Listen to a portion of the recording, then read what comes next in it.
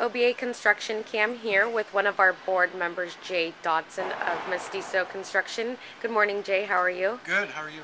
Doing well. Can you tell us about Mestizo Construction? Well, Mestizo Construction is a small residential rehab company, and basically we rehabilitate houses, do foundations, kitchen remodels, bathroom remodels, stuff like that. How long have you been in business? We've been in business about 5 years now. Fantastic, fantastic. And how'd you hear about the Oakland Builders Alliance, and why did you decide to join? Well, I used to be on the board to the Hispanic Chamber of Commerce, and Carlos Pozzola was also on that board.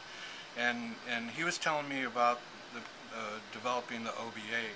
So basically the situation was, prior to the OBA, anytime a project came up for approval in Oakland, whether it's a medium-sized project or a big project, you could be guaranteed that there would be opposition.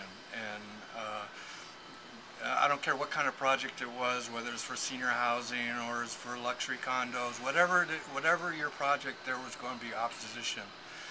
So what in effect was happening was, anytime it went to the city council or the planning commission or the staff, all they heard was no.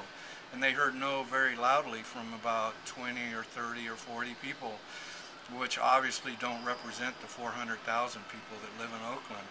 So I think OBA was developed to counteract that, put together a group of professionals in the construction industry, as either contractors such as myself or architects, engineers, developers. So it's put together so we could offer an opinion as to whether or not a project is good or not, so that the city would have something to judge on, other than just a lot of people saying no. Gotcha. And where have you seen most of the delays with the permitting and plan check process and inspection process with the city? Well, from my perspective as a residential contractor, the longest delay can be plan check. You put together a set of plans and you submit it to the city, and if they have to take it under review, then that can be very time consuming. It can be several weeks. In some cases it's even been as long as a couple of months. And where do you see the city making improvements? Well, they need to find a way to streamline the plan check process. You know, if you can go in with a set of plans and do it over the counter, that's great. But if you got to wait, then it drives up the costs. You don't know when you can get started. The homeowner gets antsy.